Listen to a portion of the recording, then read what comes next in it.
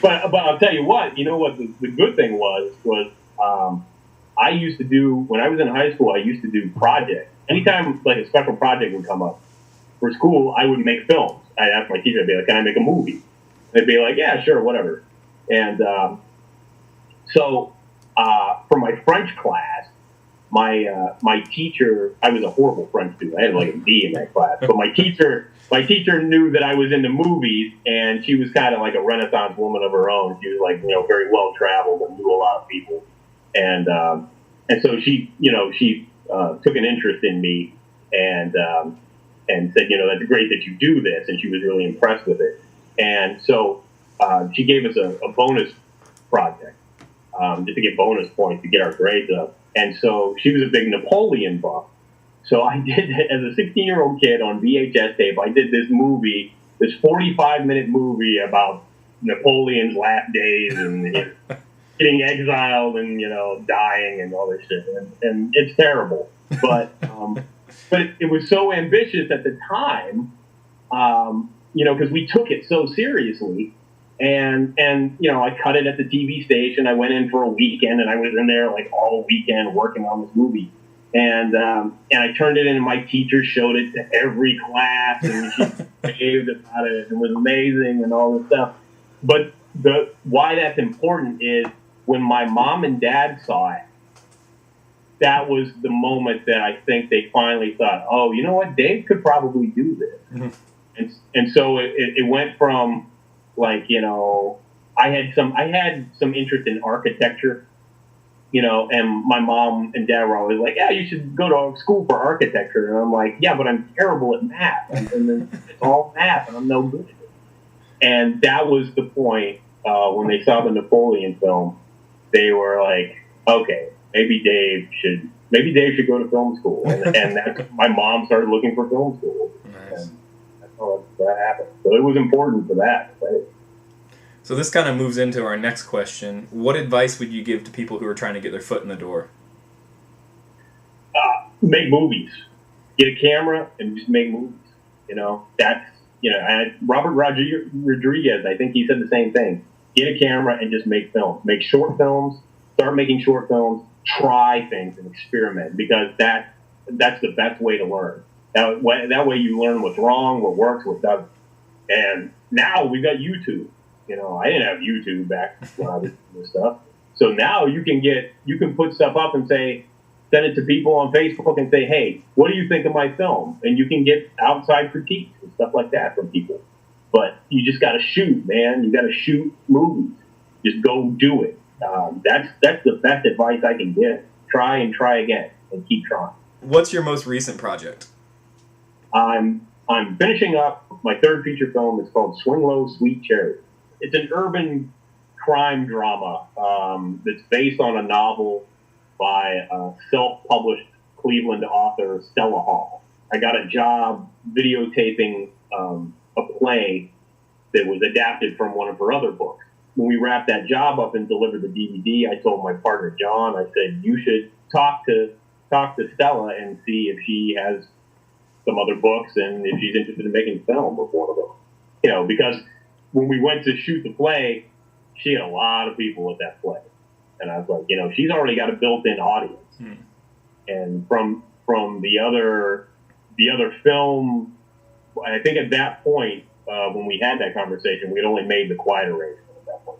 The problem was finding an audience for the movie. The people that saw it really enjoyed it, but trying to find an audience without any marketing budget is ridiculously difficult.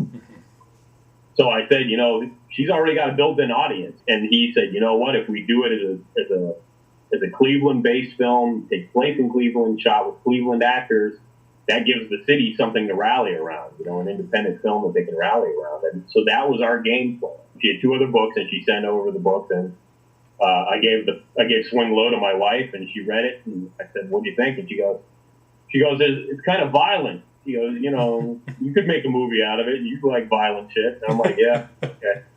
So I read it, and after I read the first 2 pages, which are kind of all over the place, I was like, I know how I can do this. I know how I can do this film. And so, yeah, then it took a while to kind of get all the negotiating down to make sure everybody everybody's ass is covered legally. And then once we got that cleared up, then I went to work on adapting the book. And that was the first time I ever got to do that. The first time I adapted a feature film screenplay from a novel, which was an interesting experience in itself. So what's the first film that you worked on, and what was it that you did on that film? You mean like feature film? Like real film, like not like, backyard film. I guess the correct answer to this would be I was an extra on a Hallmark Hall of Fame movie called The Summer of Ben Tyler. That had James Woods in it. That was my first experience on a professional film set. I was living in Myrtle Beach at the time, and I was about an hour away from Wilmington, North Carolina, and they have a studio there. Mm-hmm. And so they shoot a lot of TV movies there and TV shows. So I did I did a couple of Hallmark Hall of Fame movies, and then we got a call to do The Jackal with Bruce Willis and Richard Gere. Mm-hmm. And Sidney Poitier. I got to meet Sidney Poitier. That was really the only thing The Jackal was good for. Well, the other thing The Jackal was good for was watching a Hollywood film at work and being amazed at how much time they waste, and knowing that all the movies I had been making over the years, that what I was doing was not far off track. So I was like, okay, they've got more money, they've got more people, but what I do is basically the same thing that these guys are doing, and sometimes I think I do it better than they're doing. So, because I couldn't imagine, I was floored at all the coverage they were doing. It was just like, I was thinking to myself, this guy just doesn't know what he wants. He's just cutting every possible angle because he doesn't know. Right. So, but it was that was a great experience. The other answer to that question is, back in 1994, I did a movie with my friends called Rogue Cop. And it was something, I got off work one night. I went to my friend Joe's house. I said, he was just hanging out. I'm like, what are you doing? He's like, nothing. I'm like, you want to go make a movie? He's like, yeah, sure. He goes, there's this parking garage in downtown Canton. He goes, there's nobody around there. We can go down there. I was like, okay, cool. So we went down there and just started shooting at each other, and doing this really ridiculous action scene. And then, like, a couple nights later, we roped another friend of mine into it. And we improvised this movie, and it was and then built the whole rest of the movie around it. And so it was around 40 minutes long. But the thing about Rogue Cop is, when I finished it, I made videotape dubs of it, and I sent it to friends and stuff like that. Years later, like 5-6 years later, somebody came up to my friend Joe and said, hey, I saw you in a movie. And it was somebody he didn't know. And he's like, what are you talking about? It's like, yeah, it was something about a cop or something like that. And so evidently Rogue Cop had started circulating around to people that we didn't even know. And it was a really bizarre situation. So then the weird unofficial answer was I directed this movie and starred in this movie called Rogue Cop that actually became in northeastern Ohio. It kind of became like this obscure cult item among people.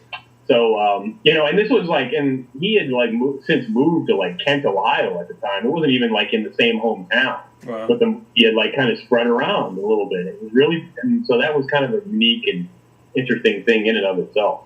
So this may answer the next question, actually. What's the earliest David Snyder film that the public can get a hold of? Oh, no. Not Rogue Cop? Not officially, anyway. The Quiet Arrangement's on DVD, and you can actually buy that at, you can buy that anywhere. It's still on Amazon, and, we got a small distribution deal for that. Barnes & Noble, Amazon, whatever. It's real cheap on Amazon if you go there. Our first film we did for the Pittsburgh 48-hour film project is on YouTube. It's called Still. Mm-hmm. And we got horror. And I'm not a horror film guy. There's some horror films I like, but it's not really my thing. And it was my first time, and they're drawing the 48-hour film project. They put all these genres in a hat for those who don't know, and then you draw a genre, and that's the one you're stuck with. And then you got to make a 6-minute film over a weekend. And I was like, oh, man, we're totally going to get horror. I know we are, because I have no idea what to do. And sure enough, we were the last one to pick, and nobody had picked horror. And I was like, God damn it. So I picked it. And my producer was excited. He's like, this will be great. And I was like, well, I got this idea, and it's a terrible idea. But, and it was based on real stuff that happened, like, in not too far from where I lived. And it's happened a handful of times about, a pregnant woman being accosted by somebody and a person trying to cut their child out. And I was like, I said, is that crazy to do that? And they're like, no, this could be great. And I was like, okay. And I was really conflicted about doing it, but I was like, you know what? We got horror, so we better make the best damn horror film that we can, to win this thing. And it really freaked people out. I mean, it really bothered people. Like, I had a woman come up to me afterwards, and she said, what movie did you do? I said, I did the horror film. And she goes, oh, I hated your movie. And I was like, well, then I did something right, because I got the reaction. I got a reaction out of it. Stills up on YouTube. Stills on the DVD for Quiet Arrangement, right? Yeah, we put it on the DVD for Quiet Arrangement, too, because it was kind of almost like the companion piece. I think there's two or three actors that appear in both movies. So that's why that's on there. It's kind of like, we did Still first, and then we're like, all right, let's go and make a feature. Still was kind of the official oldest movie that I would show people. Yeah. Okay. Quiet Arrangement is the first one. Unless somebody has a copy of Road Cop. So. Yeah, Road Cop is still on VHS tape. Luckily. I'm going to go search YouTube after we're done here. So. We've always talked about remaking it, even though it's completely ridiculous. At some point in time, we may just say the hell with it and remake it and do it on a low budget. Because it's just that I was watching John Woo movies at the time, so everybody pulls out two guns and right. What filmmaking jobs do you do? And the word everything, that doesn't count. You can't say that. So yeah, right. No, and it's been all out of necessity, but primarily I direct, I edit, and I write. I also shoot the films that I do, usually because I haven't often been able to find people to run camera that can do what I want, can get the shots that I want. So, and I've been doing it for so long that I've gotten pretty good at it, I think, anyway. If I've got to do other stuff, too, I mean, when I edit, I do everything. I do the sound mixing, color correction, all the minutia stuff. Then I author the DVDs, kind of the one-stop shop sort of thing. In fact, I designed the poster art and all that stuff, too. But it's all been out of necessity just because we've done the movie so cheap. And, that's really the only way we've been able to get them finished is just to do them as cheaply as possible. Right. So, but yeah, I'm primarily known for being the director. And out of the different jobs that you do, which one do you enjoy the most? I don't know. I guess the editing. Yeah, I guess back to the editing. Editing. Okay. Yeah. I mean, but I love shooting too. Yeah. And sometimes I'll just be like, man, I just got to go shoot something. I don't care what it is.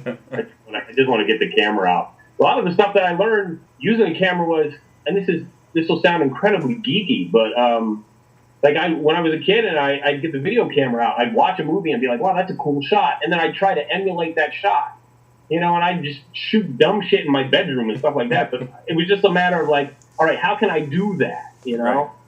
And I'd be like, I'd call my brother and hey, you want to make a movie? He's like, no, piss off. And be like, all right, well then I got to do it myself. Just using the camera and playing around with it. And that's how I learned a lot of the stuff that I learned. So yeah, I love shooting too. It's kind of a toss up there. What would you say are the pros and cons of working in the low budget world? The pros are the creative freedom that you have. Because if you can figure out a way to do it, then nobody's going to tell you not to do it. In the studio system, I never would have got Dark of Winter made. There's no way. Unless you're David Lynch, yeah. Unless you're David Lynch, right. Yeah. Exactly. Or you get foreign financing and they don't care. Right. But even then, it's a film. It's the film business. It's a business, and you've got to make a return on the investment. You're spending money. You want to get that money back. Luckily, we did Dark Winter so cheap, so ridiculously cheap, that nobody really cared. It was kind of like the people that invested in the movie just wanted to see the movie get made. It was that kind of deal. So they were like, yeah, okay, well, we can do that. So that creative freedom. However, the biggest con is that you don't have any money. You can't pay people. So when you can't pay people and they're volunteering, you can't expect them to do anything. You can hope that they will, and you can hope that they believe in the project enough that they'll come back and finish their scene.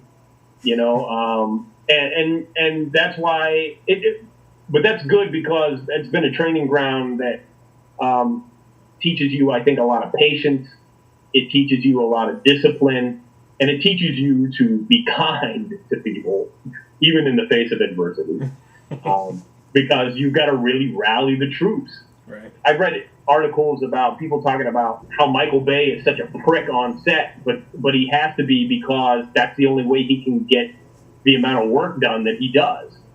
And I understand that, but I feel like, I think if you inspire them, inspire your crew and your cast to really work and believe in the project, you can still do it. You can still do it too. And I've learned that from doing no budget film.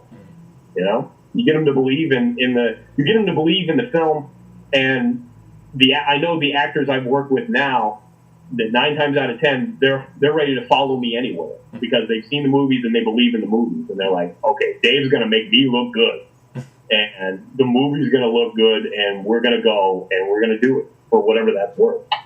So cool. So Chuck D doesn't act much. How do you get him into your movies? Growing up, I was a huge Public Enemy fan, and I just, they were very inspirational and influential in the way that kind of, and in the formative years, my formative teenage years, and I just love their music. It was really incredible stuff. So when the internet kind of came around, Chuck made himself accessible through email, and on the off chance, I sent him an email once, and he wrote me back, and really bizarre. I was like, wow, this guy's like my hero. He can send me an email. So, but he's a real down to earth, personable guy. He's one of the nicest people I've ever met, and so I sent him music to check out, and he was doing internet radio at the time. This was 99, 2000. He'd play some of my songs, and then I would do remixes of Public Enemy stuff, and so I started doing that, and then I started doing music for them. I started doing music production for them, and I did a couple songs, and then a group that I was working with, we did a music video. We had an album, that we put together, and I'm like, well, we need videos. Let's make videos.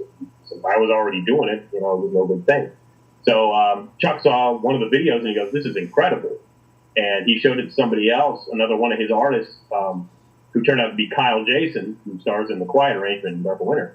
And Kyle's like, "Yo, man, you got to come do videos for me." So Kyle and I did a couple music videos. And then Chuck was like, "You know what, man? I'm just going to invest in you, and you be our video guy." Because Chuck hated doing music videos. He goes, I can't stand them. They just take up all my day. You're standing around on set all day.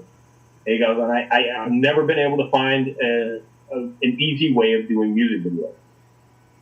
And then I come along with a video camera and doing everything guerrilla style, and he just saw that, and he's like, "Yo, man, let's go, let's do it." And so in 2005, I became the PE's video guy, and so I just started. I've been doing their music videos ever since.